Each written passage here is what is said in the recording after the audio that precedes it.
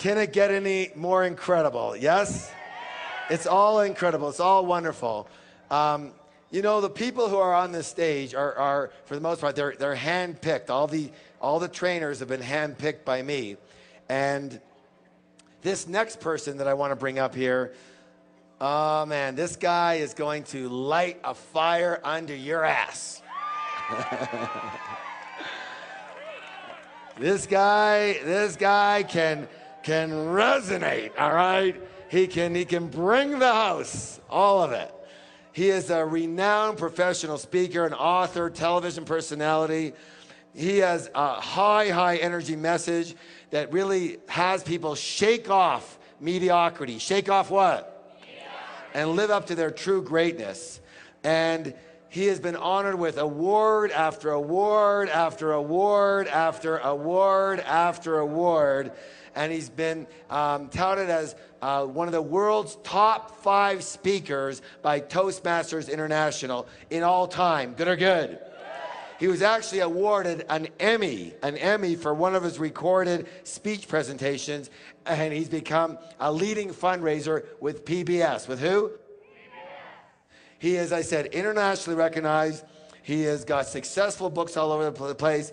And one of his books is called Live Your Dreams. His newly released book is called It's Not Over Until You Win. This is a treat.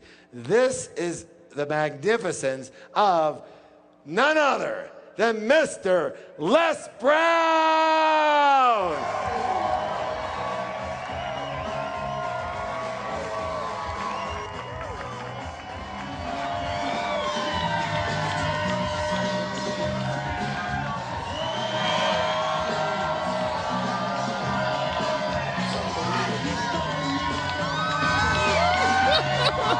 All right, let's get to it. It's so great to be here.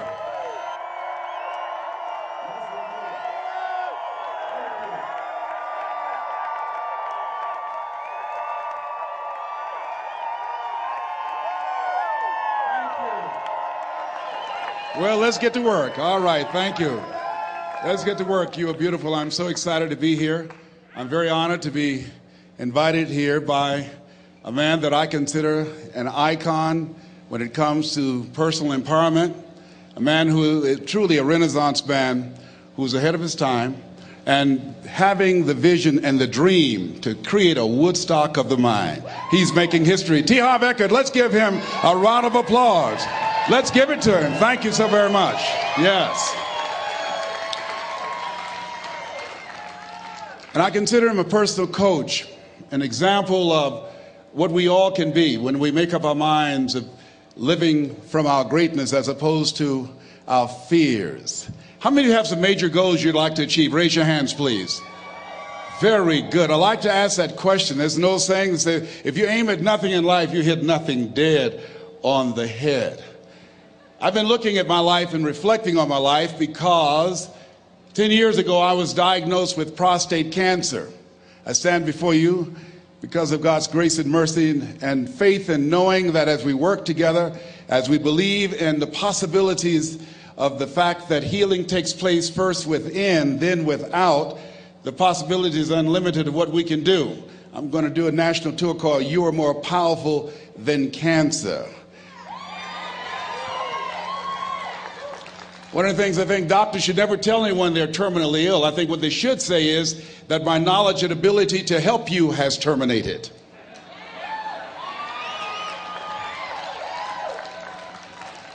My PSA 10 years ago was 110. As I stand before you, it's 270. 1 to 4 men, you know, that's normal. And PSA stands for prostate specific antigen, but to me, PSA stands for positively staying alive. I was reflecting on my life during the time when I received 238 radiation seed implants. And as I looked at my life, I asked myself a question. And I want to ask you a question.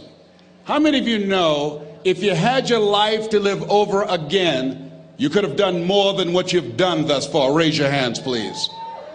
Now, that proves a point of what we do, what we accomplish, what we produce in life is only a tip of the iceberg of what's possible for us. I want you to think about some major goal that gives your life a sense of meaning right now. And as you're thinking about that, I want you to shake someone's hand on your right and your left and around you. Look them in the eyes and say with conviction, you have something special. Do that quickly now, please. Tell them you have something special. Yes. So now, I want you to join me right now. I want you to think about some major goal that you'd like to achieve. Something that gives your life a sense of meaning. Something that will give your life a sense of purpose and direction. My first major goal was to buy my mother a home. That was important to me. I'm adopted.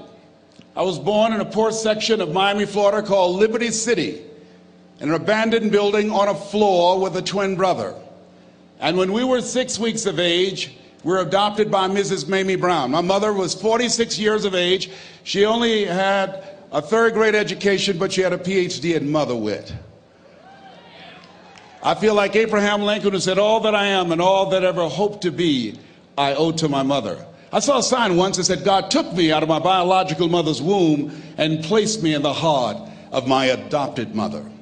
So my goal and dream was to buy my mother a home, to take care of my mother. My mother was a domestic worker on Miami Beach, and she would go to work, and many days she would take us with her. And we ate the food left over from the families that my mother cooked for. They were very kind and generous people. They would say, Mamie, whatever food is left over after you cook, you can pack it up and take it home to the children, the food that's left over after we eat, and feed those 7 children that you have adopted. Because of their generosity, many nights we did not go to bed hungry because they were so kind and so giving. We wore the hand-me-down clothes of the children that Mama kept. If they were too small, Mama could sew, she would let them out. If they were too large, she would take them in. And my mother was a great baker. She could bake a cake. She could bake a sweet potato pie so good you couldn't eat it with your shoes on. You had to take your shoes off so you could wiggle your toes. And I used to say, looking at the beautiful mansions that she used to clean, I would say, Mama. She said, what is it, boy? When I become a man, I'm going to buy something like this for you. I'm going to buy you a home one day. She said, oh, Leslie, you don't have to do that. I said, I know, Mama, but I want to. I'm going to one day. And she didn't know, and she was curious, where was I getting those thoughts from? I used to work and take care of Mr. Sidursky. He was a very demanding man, very meticulous guy. He would say, Leslie, I said, yes, sir, come here. Yes, sir, you did not clean this ashtray. I'm sorry, sir, I do apologize. And I'd clean the ashtray. And look at this dust here. Look at this dust. I'm sorry, sir. Now, what Mr. Sidursky did not know was that I deliberately didn't clean certain things because I wanted him to call me into his office. Because when he was in his office, he would listen to motivational messages by a guy by the name of Earl Nightingale. It's a series called The Strangest Secret in the World. We become what we think about. All of us are self-made, but only the successful will admit it. And as I heard those words, they began to program my mind and began to affect my thinking, and it changed how I saw myself. And my vision of myself began to expand.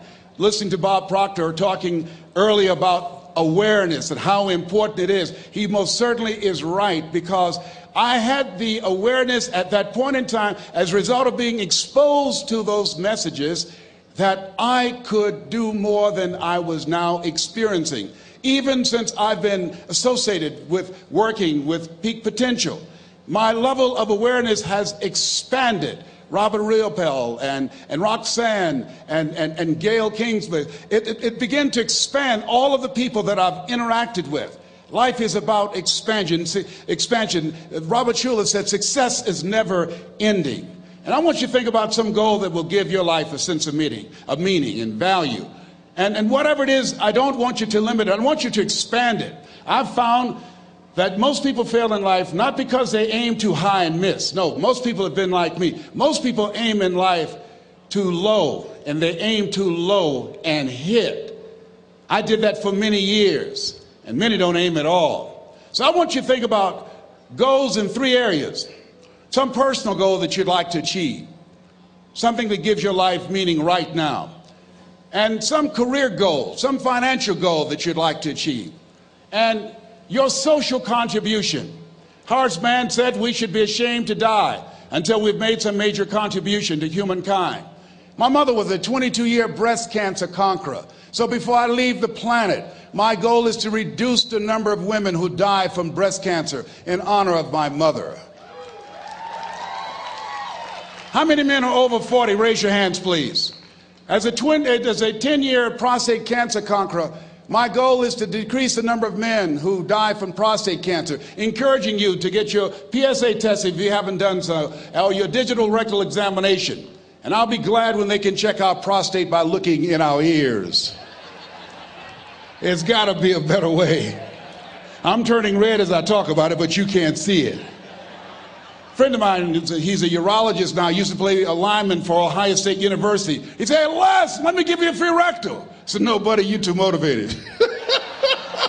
Hope we don't roll like that. Huh? My goal before leaving the planet is to reduce the number of kids that are impacted by autism, to find a cure for autism, to work to raise money and to raise awareness, to eradicate it from the planet before I leave here. What's your goal? What's your dream? What is it you want to do with your life? Dr. Joelle Martin said something that I love. She said, what would the world be like if everybody lived their dream? Here's what I've found about life. It's not as complicated as I used to make it. I think that life is about dreams and stories. Everything that exists, the world at one time was barren, but everything that exists, hotels, planes, they weren't here. Everything that we see every day, computers, all of the things that we see, someone had a dream. Someone had a dream of a person standing on stage and their voice being amplified so they don't have to scream and yell and can be heard by thousands. Someone had that dream of how to transport us from one place to the other quickly and safely. The clothes you have on, where you're now seated, all came out of somebody's dream, the world's greatest achievement. What is your dream? I said that you have something special. I didn't say that just to be kind. I said it because it's true. You are God's chosen vessel. You were chosen, 1 out of 400 million sperm. You have something in you that when you were chosen, when you showed up, there's something in you that if you don't do it, all of us will suffer. Repeat after me, please. Live full. Die empty. Let's say it again. Live full. Die empty. Dr. Howard Thurman, one of the mentors of Dr. Martin Luther King Jr. and Albert Schweitzer and Mahatma Gandhi, he was a very brilliant writer. He wrote some things that really grabbed me. He wrote, deep is the hunger, the voice of the genuine, the centering moment. During the time after receiving 238 radiation seed implants, I was reflecting on his words, and these words kept me up that night. He said, the ideal situation for a man or woman to die is to have family members praying with them as they cross over. He said, but imagine, if you will, being on your deathbed and standing around your bed, the ghost of the dreams, the ideas, the abilities, the talents given to you by life, and that you, for whatever reason, you never went after that dream.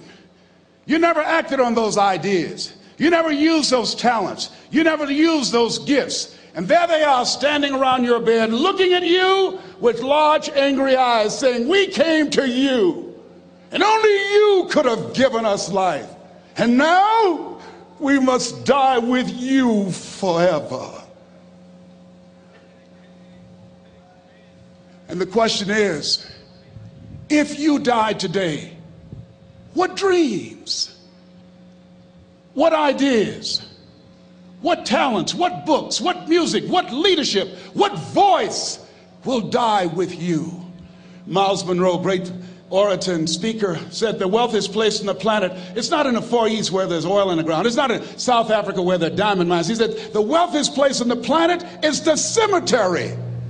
Because there you'll find greatness that we've never seen. There you'll find talent and genius and potential never actualized. Perhaps that's why Henry David Thoreau wrote the words, "Oh God, to reach the point of death, only to realize that you've never lived." Maybe that's why some unknown writer wrote the words, "What if you live your whole life only to discover that it was wrong? That it was wrong. That you were chosen to do something else and you didn't do it." Repeat after me, please. Live full. Die empty. I want you to take some notes and some things, and I want you to think about your goals and dreams in the three categories that I mentioned: personal, professional, and your social contribution. How many of you are serious about your goals and dreams? Raise your hands, please. Thank you very much. How many of you don't want to take your dreams to your grave with you? Raise your hands, please. Very good. Shake someone's hand on your right and left. Look them in the eyes and say, "Get out of your head and step into your greatness." Do that right now, please. Say, "Get out of your head and step into your greatness." I want you to write this down. Let us say together, as you think about your goals and dreams, let us say together, "It's possible," together, please. Yes, write that down. See, ladies and gentlemen, as an entrepreneur, I've been an entrepreneur for 20 years. It's my 21st year. I could have been speaking and training for 34 years. But for 14 years, I was living in my head. For 14 years, I stopped myself. For 14 years, I used to go see Zig Ziglar, that I considered the #1 motivational speaker on the planet. Zig Ziglar and Tony Robbins, they're the best on the planet. Bob Proctor, they're the best on the planet. Jack Canfield, Mark Victor Hansen, T. Harv Eker. I would go and see them, and then I would leave, and my conversation with myself was, my heart would say, "I can do that." And then my mind would ask, how? How would you do that, Les Brown? See, when I was in the 5th grade, I was identified as EMR, labeled educable mentally retarded. Put back from the 5th grade to the 4th grade. I failed again when I was in the 8th grade. I have no college training. And a man changed my life, and I'll never forget his name, Mr. Leroy Washington. He's in his 80s now, and he's blind from glaucoma, but he gave me a different vision of myself. I was in his class waiting on another student. He came in and said, "Young man, go to the board and work this problem out for me." I said, "Oh, sir, I can't do that." He said, "Why not?" I said, I'm not one of your students." He said, "Look at me." "Yes, sir. Go to the board and work the problem out anyhow." I said, "Sir, I can't do that." He said, "Why?" I said, "Sir, because I'm educable mentally retarded, sir. I'm in special education." And the students started laughing. They said, "That's Leslie. That's not Wesley. He's DT. Wesley is the smart twin." He said, "What does DT stand for?" I said, I'm the dumb twin, sir." And as the students laughed at me, he came from behind his desk, he looked at me and he said, "Don't you ever say that again. Someone's opinion of you does not have to become your reality."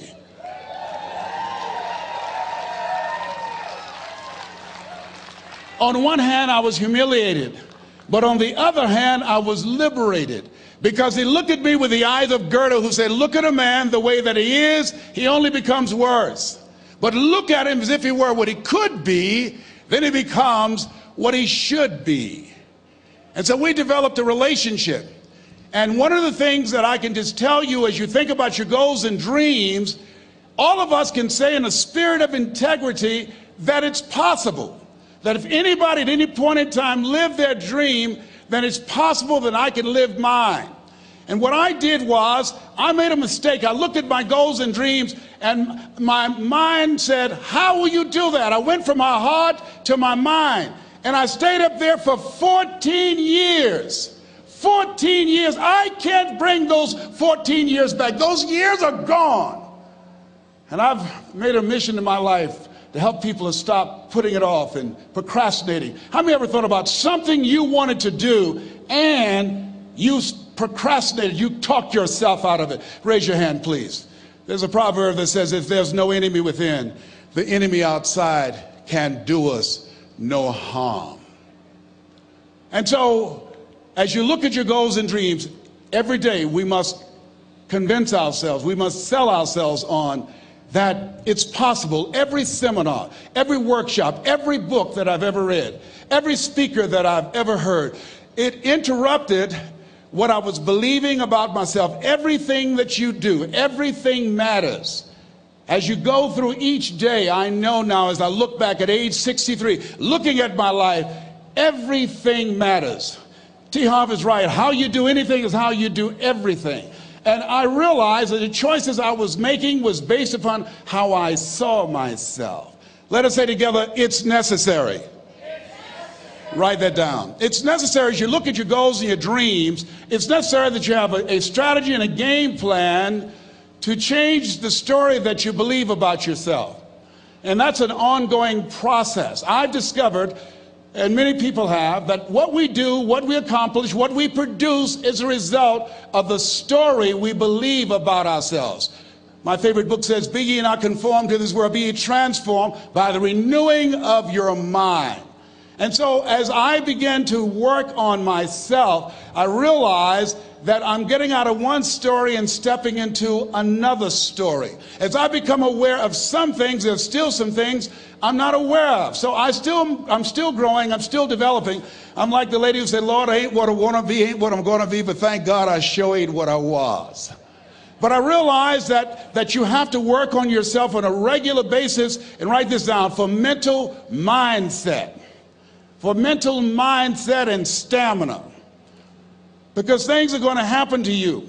I believe that the reason that most people go to their graves with their talents and abilities and skills in them is because of the fact, number one, many are like me. They didn't know that they didn't know and thought they knew. I thought I knew myself, and I really didn't know myself as well as I thought. I've discovered that sometimes people can take you to a place within yourself that you can't go by yourself. The other reason is I was afraid. I never worked for a major corporation. I wanted to speak for corporations. I was afraid I would be exposed because I don't have a college education. I felt inferior because of the fact that I don't have a college education. I allowed that level of fear of failure to stop me. And because I never had any experience in it, I assumed that I could not do it. I was paralyzing myself by believing and assuming the limited part of myself as opposed to believing that I had something special. You have something special. There's something you want to do. Because you don't know how to do it doesn't mean that you can't learn. I like something that I heard. You don't have to be great to get started, but you have to get started to be great. Repeat after me, please. Leap and grow your wings on the way down. See, the people that will live their dreams, the 2% that will do that, these are, and write this down, become a risk taker. They're risk takers. They don't mind failing. They don't mind making mistakes. They're willing to take life on, take life in the collar. Viscott said, if you're not willing to risk, you cannot grow. And if you cannot grow, you cannot become your best. And if you cannot become your best, you can't be happy. And if you can't be happy, then what else is there? I like what Helen Keller said. She said, life is short and unpredictable. Eat the dessert first. Here's something else. Write this down. Make it important to become financially independent. You know, people say money won't make you happy, but everybody want to find out for themselves. A friend of mine named Rita Davenport said, money's not important, but it's right up there with oxygen. And let me tell you something, fellas, even if you're as homeless as I am, you got some money, some women will find something cute on you. Oh, he's got eyelashes like Tom Cruise. He's got to walk like Denzel Washington, you know. I used to be so broke I'd walk past a bank and trip the alarm. Creditors would call the house and my children would answer the phone and say, my daddy say he's not home. Repeat after me, please. I'll never be broke again. Never, never, never.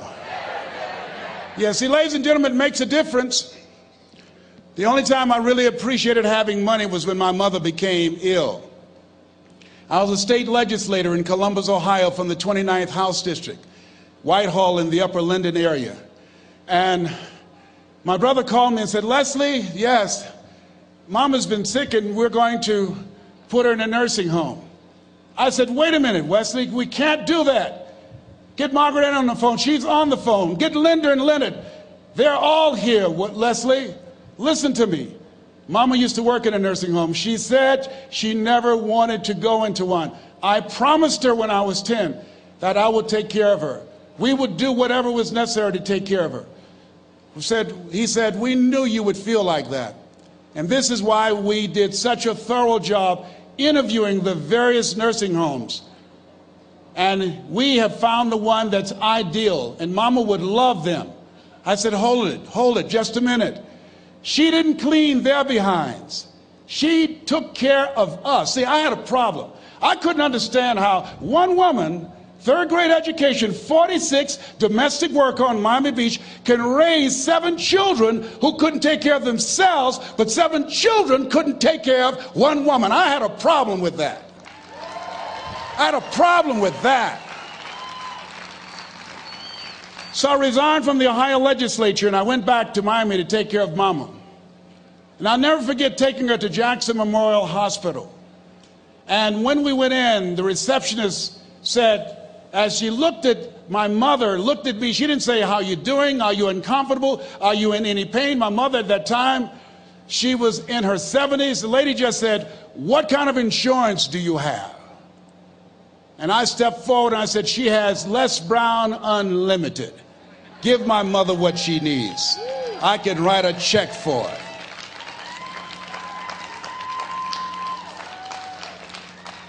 It gives you choices. It determines the difference in life and death, the ability to afford health care, the quality of education that you can provide for your children, the ability to make a difference in the community. I'm doing training with young people in an area of Chicago called Englewood, where more young men have been killed in Englewood than in the Iraqi war, teaching them how to develop their minds, how to develop their communication skills, how to dress like a prospect rather than a suspect, how to stay away from negative people and develop the skills to make it in a global economy. Money makes it possible for me not to have to depend upon some government agency to make that happen.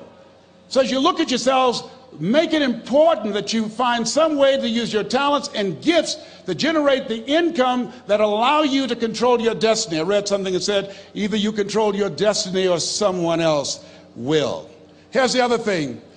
Repeat out to me, please. Take care of myself. Yeah, so you got to take care of yourself. I'm 63. I can do 140 push-ups nonstop after warming up. I couldn't do that when I was 20 years old. And the reason that I do that, the exercise reduces the possibility of cancer reoccurring by 32% or spreading by 30%. It helps to reverse the aging process and keeps you younger, keeps your mind sharper, and allow me to take care of my temple so I can continue to do my work, so that you can continue to do the good work that you were sent here to do.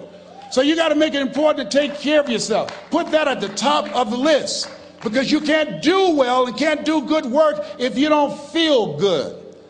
We don't want to be like the man who said, if I'd known I'd live this long, I'd have taken better care of myself. Here's something else. Repeat after me, please. OQP. Only quality people. Yes, look at your relationships and ask yourself the question, Jim Rohn would ask this question, what is this relationship doing to me? Sidney Poitier wrote a book called The Measure of a Man. I love the tapes because I love his voice. He said, when you go for a walk with someone, something happens without being spoken. He said, either you adjust to their pace or they adjust to your pace. Whose pace have you adjusted to? MIT did a study, and the study indicated that you earned within $2,000 to $3,000 of your closest friends and associates earn. Who's impacting you? Who's in your ear? What influence do they have on you? Dr. Dennis Kimbrough said, if you're the smartest one in your group, you need to get a new group. So practice the principle of OQP, only quality people. And somebody's saying, Les, can I change them? No, it's a full-time job changing yourself. Some people are so negative, they'll walk into a dark room and begin to develop.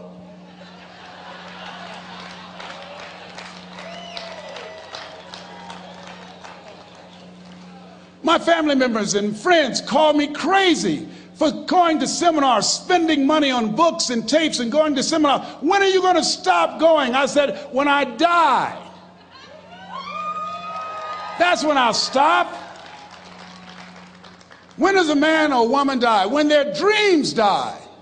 When do we die? When we stop developing ourselves, expanding our minds, challenging ourselves, raising the bar on ourselves. The best thinking that I had at that point in my life had produced this life that I have. I need some help. I'm where Einstein was. He said the thinking that has brought me this far has created some problems that this thinking can't solve. I applaud you for investing in yourself, for coming here, flying thousands of miles, investing money in yourself. I can tell you, based upon my own experience, you have something special. You have greatness within you. What you're doing is different. You represent only 2% of the planet. One great American said, I choose not to be a common man. It's my right to be uncommon if I can. I seek opportunity, not security. I do not wish to be a kept citizen, humbled and dulled by having the state look after me. I want to take the calculated risk, to dream and to build, to fail and to succeed. I refuse to live from hand to mouth. I prefer the challenges of life to the guaranteed existence, the thrill of fulfillment to the still calm of utopia. I will never cower before the master, nor bend to any threat. It's my heritage to stand erect, proud and unafraid, to face the world boldly and say, this I have done. That's what it means to be a part of Peak Potentials. Your unquenching desire, an uncommon desire to manifest your greatness. Give yourselves a round of applause.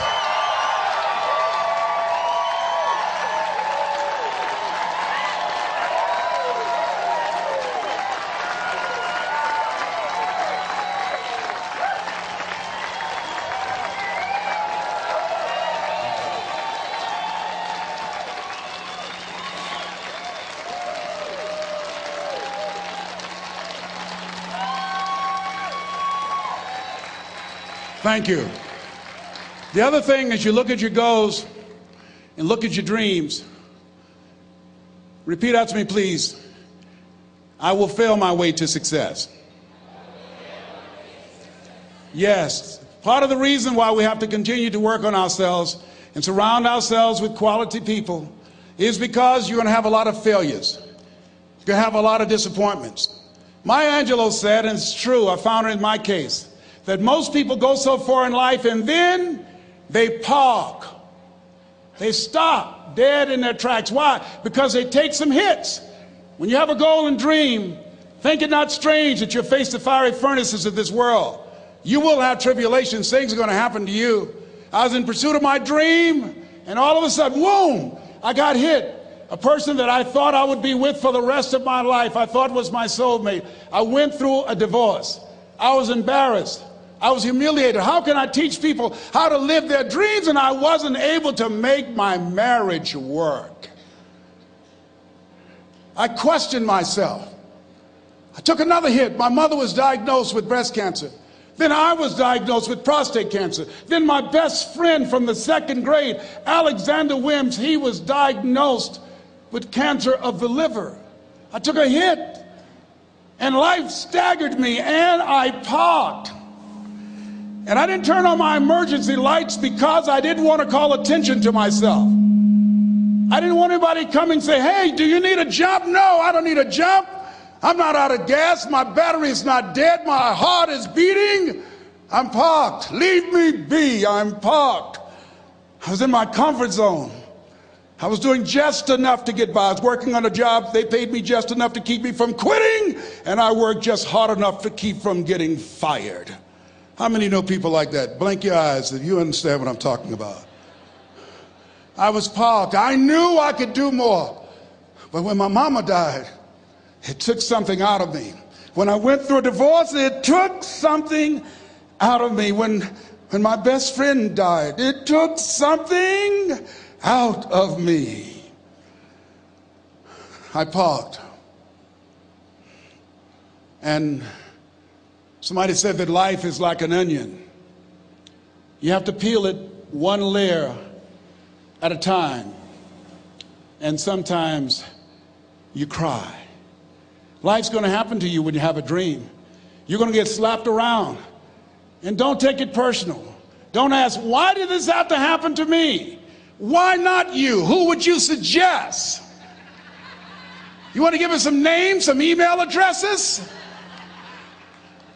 And don't tell everybody. 80% don't care, and 20% glad it's you. It's called life. Suck it up. and move on. Get over it.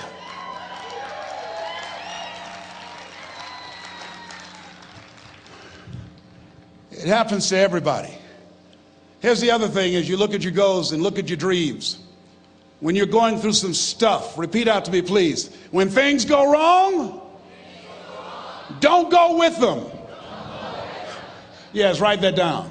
When things go wrong, don't go with them. When you're working on a business deal, you're counting on some money. Someone said you will get the loan, and it falls through. You have an event, and the people that you thought would be there and support you, they don't come through. Or someone turns against you, or you get ripped off. It's going to happen to you. Happened to me. Someone stole all my products, my database, over 180,000 names and addresses. It's not personal. It's going to happen to everybody. It does. 8 out of 10 millionaires have been financially bankrupt. Walt Disney had he filed bankruptcy 7 times and had 2 nervous breakdowns. It's called life. But I got a saying: when life knocks you down, try and land on your back, because if you can look up, you can get up. You've got the power in you to do that. You've got something special. You've got comeback power. Here's the other thing. Let us say together: it's possible. It's necessary. It's me. Yes, write that down. It's me. Take ownership for your life. Nobody can live your dream for you but you. Nobody's going to take care of your business like you. Stop coming up with excuses. Don't give yourself permission to continue to live a small life. You can't fit a big dream into a small life. Give yourself permission to go for it, to test yourself, to challenge yourself, to live full. I like the saying: always strive to get on top in life, because it's the bottom that's overcrowded. The reason you're here is because there's something in you that says, I can do more. This just can't be it. There's something in you. There's a calling on your life. There's something in your heart that caused you to get dressed and spend the money to go to seminar after seminar and listen to message after message and speaker after speaker. Because there's something in you that tells you this is not it for you. You have not peaked here. There's more in you that you are expressing. Eye has not seen, ear has not heard, nor has entered the heart of mankind what's in store for you if you challenge yourself, if you persist and persevere, if you take ownership for your life. George Bernard Shaw said the people that make it in this life, they look around for the circumstances that they want, and if they can't find them, they create them. Create what you want. You have the power in you to do more than you can ever begin to imagine, to control your destiny, to make a difference in our children, to make a difference on the planet, to make an impact. Let us say together, it's me. And let us say together, it's hard. Say it like you know it. Say, it's hard. Ladies and gentlemen, it's hard. There are people who have seen their retirements taken away from them by the corporations that they work for. They were within 2 or 3 years of retiring, and they had it taken from them. The #1 entrepreneurs in this country now are senior citizens. The #1 employer, #2, McDonald's and Walmart. And there's nothing wrong with those jobs. I guarantee you those people did not have a plan to end up living their lives at the end of life with those types of jobs. And they didn't have a plan like you have, and while you're investing in yourself, not to. And it's hard. There are people making choices between purchasing prescription drugs or paying for gas or a mortgage note. It's hard when you're working on a job for 20 years, 30 years, give them some good years, and then they come in and tell you, we've downsized. In other words, you're fired.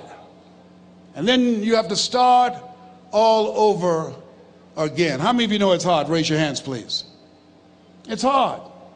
And it's not fair. One of the things I like about T. Harv is he talks about work and investing in yourself. It's not fair when people are going up against that kind of stuff to tell them just think positive and be enthusiastic and everything will work out all right. Ain't that kind of party. It's hard. Life will put some knots on your head. I bought my first home for my mother. I was rushing, didn't know what I was doing, and I bought a home that had a lien against it. And they called me, Mr. Brown, yes, there's a lien against your property. We need $55,000 if you're going to stay there. Wait a minute, sir. I just bought this home. The guy told me there were no liens against it. I'm not the one that owe you the money. You should have checked that out, Mr. Brown. Come on. I called my attorney. We followed up. Yes, Les, there's a lien against the property. But he told me there were no liens. He lied, obviously. Oh, my God. He told me he wanted to help me because he admired the fact that I was buying this home for my mother and that he was adopted, and he identified with me. Les, he suckered you. He played you, man. So what? Well, would they take payment arrangements? What about $5,000 a month? They want all the money, Les. They want all the money, or you're going to have to get out. The house is going up for sheriff's sale. Do you have it? No, I don't have it. Can they give me some time? Tell them to give me 3 months, please. Give me 3 months. My mother's in her 70s, man. She has a bad heart. Don't do this to me. This is my dream. Don't do this, man. Please, let me talk to them. Les, I'm talking to their attorney. They don't want to talk to you. I've got to talk to their attorneys. Do you have the money? No. Will they give me 3 months? No. What about 2 months? No, Les. They want the money in 7 days. Oh, my God. Let me call you back. I'm not sure. And I walked the floors thinking, God, how could this happen to me? I got to figure this out, huh? I got to figure this out. And it seemed like the days were just ticking off, ticking off. Thursday, I had to call them and let them know. They called me, Les, do you have the money? No, I don't. Friday, you have to leave. The sheriff will be there. You're going to have to leave, Les. They're going to take my house. What about my down payment? You lost it, Les. You lost it. Okay. I got to go. Yes. I prayed, Lord, please, if you show me that you're real, if you're really real, you think Paul worked for you, you haven't seen anything. Don't let me lose this house and watch what I'll do for you. I was trying to cut a deal. Have you ever tried to cut a deal? It's amazing how spiritual you get when you get in trouble. You know what I mean? When I was diagnosed with prostate cancer, I was going to bed with the Bible and the Holy Quran and Science of Mind and Joel Goldsmith, everything I could find. I was praying to Jesus, Yahweh, Melchizedek, everybody. I was calling on everybody. It's amazing. And here I was walking the floor, 3 o'clock in the morning, and I had to go and wake my mother up. I got on my knees and I said, Mama, I need you to wake up. She said, what's wrong, Leslie? I can hear you walking back and forth. I'm not asleep, son. I said, there's something I need to tell you. She said, your eyes are red. Why are your eyes red? Because I feel so stupid now. Why? We got to move tomorrow. Why, Leslie? There's a lien against the property and they want $55,000 and I don't have it. And we're going to be set out tomorrow. We have to go back to Liberty City. So she said, it's okay. I don't like this house anyhow. I said, why? She said, because of my arthritic knees, it hurts my knees when I go up the steps. I said, and why didn't you tell me? Because you were so happy. I just said it because you were happy. I'll live in a shack with you, boy. I love you. It's not the house. I love you. I love all my children. I said, thank you, Mama. Thank you.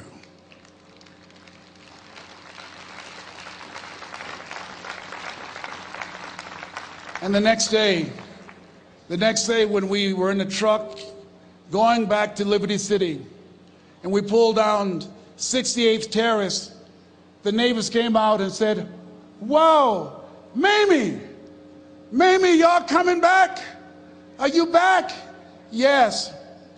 What happened to the home your boy bought for you? Those boys you adopted. Leslie didn't do a title search. He made a mistake.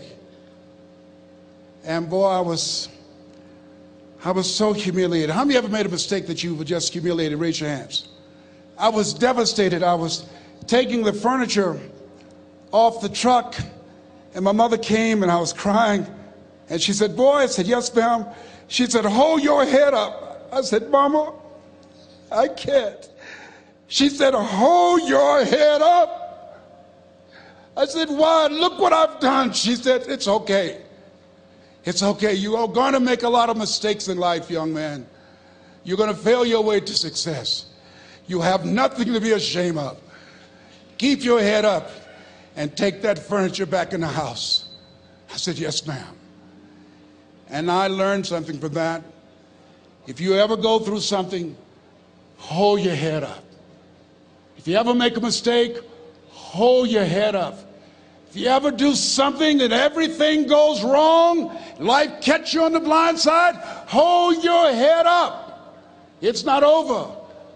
Goethe said, that which does not kill you will make you stronger. Hold your head up. Shake someone's hand on your right and left and say, hold your head up.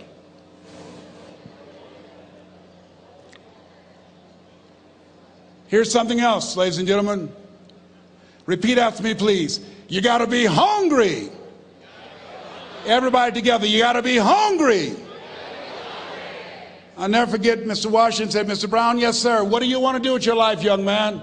I said, sir, I want to be a disc jockey. He said, Mr. Brown? I said, yes, sir. He said, you got to be hungry. I said, what do you mean by that? He said, people that are hungry are willing to do the things today others won't do in order to have the things tomorrow others won't have. People that are hungry are willing to invest in themselves. People that are hungry will go to seminars and workshops. People that are hungry are always searching, always seeking higher ground. So how do you want to make it? I said, I want to be a disc jockey. He says, good. Here's what to do. He said, I want you to read 10 to 15 pages of something positive every day. He said, you don't get in life what you want, you get in life what you are. You must program yourself to success. He said, I want you to listen to Earl Nightingale and Zig Ziglar. Listen, faith comes by hearing and hearing and hearing. He said, I want you to change your relationships. And I don't want you to ever lose your hunger. I said, what do you mean by that? He said, people that are hungry are unstoppable. People that are hungry are no matter what people. They make it happen no matter what. He said, I want you to listen to Paul Harvey. Who is he? He's the world's greatest communicator. Success leaves clues, young man. Always listen and follow people who are doing what it is you want to do at the level you want to do it and learn from them. I told T. Hobb when we were standing by the stage, I said, hey man, I want to work more with you. I want you to coach me. I want to learn from you. See, I found you're never too old to learn and you're never too young to teach. Always have a thirst for learning. So I listened to Paul Harvey every day on the radio. While in school, I would go out and listen in his car. He gave me his keys. I was working to develop myself. And I continued to listen to motivational messages, and he would take me to see the late Dr. Norman Vincent Peale, who wrote the book, The Power of Positive Thinking. I toured with him before he passed. You have something special. You have greatness within you. Don't allow your circumstances to determine who you are. Don't allow your negative thoughts to hold you back. You have something special. You can do more than you can ever begin to imagine. Dr. Peale was an incredible man. I admired him. When he spoke, he gave me goosebumps. I can feel him in my heart. And I never forget, we were coming back to the school, and Mr. Washington said, Mr. Brown, yes, sir. When Dr. Peale spoke, you didn't move. When he spoke, you were hanging on every word. When he spoke, we didn't have to tell you to sit down and be quiet. Why? I said, sir, I could feel him when he talked. I felt like he was talking to me, sir. He said, he was. I said, but he doesn't know me, but he was speaking to you. Did you feel him in your heart? I said, yes, sir. He said, most people feel him in their head. If you felt him in your heart, he said, listen to him, son. Follow him, learn from him. And I would go to seminars and workshops. Anywhere I would find where Dr. Peale was, I would be in the audience. I would drive 200 and 300 miles just to hear him speak. And my dream and vision was, was to share the stage with him. I thought about it. What is your goal? What is your vision? I want you to hold it in mind. There's some power in that, because when I became involved in speaking, I never forget, I got a call from Og Mandino, who wrote the book, The Greatest Salesman in the World. He said, Les, I'm stuck in Philadelphia. I need to be in Kankakee. Dr. Norman Vincent Peale is appearing. I can't make it. I heard you're in Chicago. I said, yes, I am. Can you go and open for me? I said, yes, man. Oh, my God. Dr. Peale, I said, yes, I'd love to do it. And I went there and I came. I said, hi, I'm Les Brown. He said, you're not the band of renown? I said, no, I'm Mrs. Mamie Brown's baby boy. I'm here to speak. He said, come backstage. And his wife, Martha, was there. And she said, Papa, Les Brown is here, the speaker. And he said, Les Brown, shoot for the moon, because even if you miss, you'll land among the stars. I said, sir, that's my quote. I wrote you when I was in the 11th grade. I was a part of a special education class project. That's my quote. He said, I know. I end all my speeches with that quote.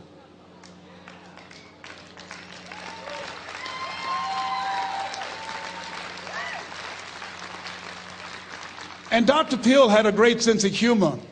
A young man was backstage, and I had so many questions to ask him, and my mind froze up, and the young guy said, Dr. Peale, how old are you? And he was up in age. He said, Sonny, I'm 92. The young man looked at him and said, I don't know if I want to live to get 92. He said, that's because you've never been 91. So I did the things that Mr. Washington suggested. I listened to motivational tapes on a regular basis. I would go to seminars and workshops whenever Zig Ziglar and Dr. Dennis Waitley and Jim Rohn would come to town. And I said, sir, what do you want me to do now? He said, Mr. Brown, I've given you everything that I can give you. He said, develop your mind, put your money where your mouth is, continue to learn how to be an effective communicator, because once you open your mouth, you tell the world who you are. And always surround yourself with OQP, only quality people. So I went to apply for a job on Miami Beach. WMBM radio station. Milton Butterball Smith was the program director. Hello, Mr. Butterball. How are you, sir? My name is Les Brown, sir. I'd like to be a disc jockey. He said, young man, you have any journalism in your background? I said, oh, no, sir, I don't. You have any experience in broadcasting? I said, no, sir, but I practice all the time, sir. Let me audition for you, sir. Let me show you how good I am. All I need is a shot, sir. He says, no, we don't have any job for you. How many ever been rejected? Raise your hands, please. I was devastated. I went back and I told Mr. Washington, I said, Mr. Washington, they said no. He said, don't take it personally. Most people are so negative, they have to say no 7 times before they say yes. He said, you got to be hungry. Know your vitamin. Go back again. I said, yes, sir. Hello, Mr. Butterball. How are you, sir? My name is Les Brown, sir. I like to be a disc jockey. Young man, weren't you here yesterday? Yes, sir, I was. Didn't I tell you no yesterday? Yes, sir, you did. Then why are you back today? Well, sir, I didn't know whether or not somebody was laid off or somebody was fired, sir. Nobody was laid off or fired. Now, get on out of here. I came back the next day. Hello, Mr. Butterball. How are you, sir? My name is Les Brown, sir. I like to be a disc jockey. I know what your name is. Weren't you here the last 2 days? Yes, sir, I was. Didn't I tell you no the last 2 days? Yes, sir, you did. Why are you back? Oh, sir, I didn't know whether or not someone got sick or someone died, sir. No one got sick or died. No one was laid off or fired. Now, don't you come back here again. I came back the next day talking loud, looking happy like I was seeing him for the first time. I said, hello, Mr. Butterball, how are you? He looked at me with rage. He says, go get me some coffee. I said, yes, sir.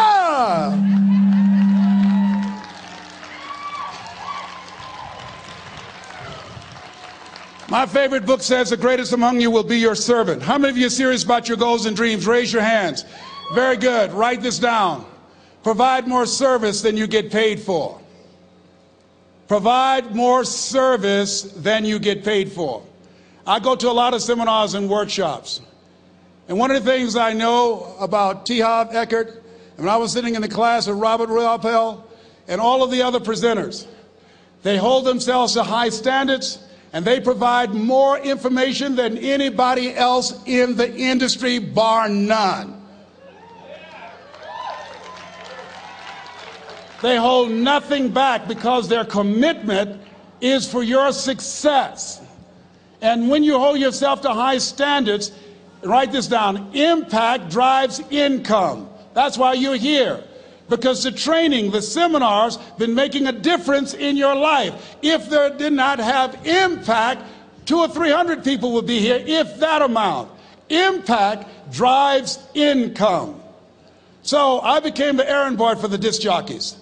I would go get their lunch and their dinner, and I would bring it to them in the control room, and I'd watch them working the control boards, knowing my time will come. Write this down. I expect to reach my goal. Yes, you want to operate with a spirit of expectation. I expect to reach my goal.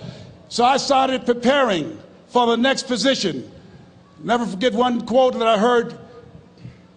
As you look at your life, you look at your goals and dreams. It's better to be prepared for an opportunity and not have one than to have an opportunity and not be prepared. If you expect to reach your goal, prepare yourself now. And so then pretty soon, the guys at the station, they begin to take a liking to me. Write this down. Build relationships. As you're aware, people deal with people that they know, like, and trust. And so they would say, Leslie, yes, sir. Come here, yes. Come outside. Who did this? Oh, your car? Yes. Who cleaned my car? I did, sir. I would wax their cars on the weekend, inside and out. How much do you charge? Oh, nothing, sir. I just sworn to help out. I was providing more service than I got paid for. I was building relationships. They said, whoa, look here. Donna Ross and the Supremes are coming to town. The Four Tops and the Temptations. Here are my car keys. Pick them up for me. Take them to the Fontainebleau Hotel on Miami Beach. I said, yes, sir. I would drive them all over Miami Beach in their big, long Cadillacs. I didn't have any driver's license, but I was driving like I had some. Then one day, it was a Saturday afternoon. A disc jockey by the name of Rockin' Roger was drinking while he was on the air. It was a Saturday afternoon, and I was the only one there. Rockin' Roger got so drunk, he could not complete the show. He started slurring his words. He's about to fall off the chair. And there I was, looking at him through the control room window, walking back and forth, young, ready, and hungry.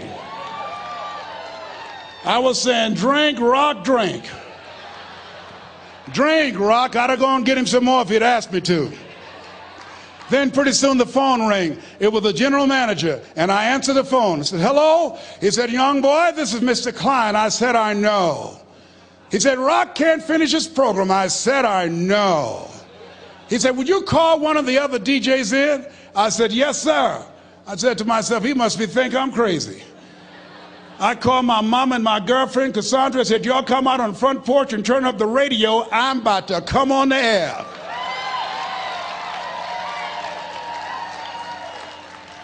I waited for about 20 minutes, and I called him back. I said, Mr. Klein, I can't find nobody. He said, young boy, you know how to work the controls? I said, yes, sir. He said, go in there and segue the records, but don't say nothing here. I said, yes, sir. I couldn't wait to get old Rock out of the way.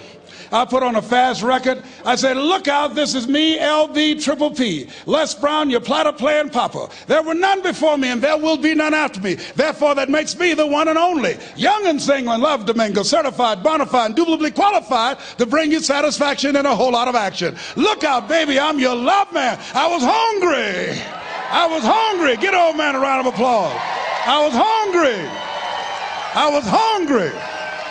You got to be hungry. Shake someone's hand on your right and left all around you and say, you got to be hungry. You got to be hungry. To get those dreams out of your head and step into your greatness, you got to be hungry. To get those ideas, that talent, that gift out of your system, you got to be hungry. To get up off the canvas of life and understand what Willie Jolly meant, that a setback is a setup for a comeback. You got to be hungry. People that are hungry are willing to do the things today others won't do in order to have the things tomorrow others won't have. How many of you got value out of what you've heard thus far? Raise your hands, please. Very good. I'd like to leave this with you. I don't know what your goals are. I don't know what you want to do. Here's what I know about you. You have greatness within you. Here's what I know about you. I can help you to live full and to die empty. I can show you what I've learned. If anybody told me that I would be doing what I'm doing now, I leave here today, I go to New Orleans and speak there, then I'll be flown to Barcelona. If anybody told me, given my circumstances, born in an abandoned building on a poor section of Miami, Florida, called Liberty City, both my birth parents stood up and said, "Hello, son," I would not know either one. Being labeled educable mentally retarded, put back from the 5th grade to the 4th grade, failed again when I was in the 8th grade, no college training. Anybody told me the principles that I would teach you, that they would have the impact that it has had on my life. This Les Brown that you see, I did not know he existed. And I tell you that you have greatness within you. You have the ability to do more than you can ever begin to imagine. Come into the room with me, and I guarantee you your life will never be the same again. I like to leave this with you. I don't know what your goals are.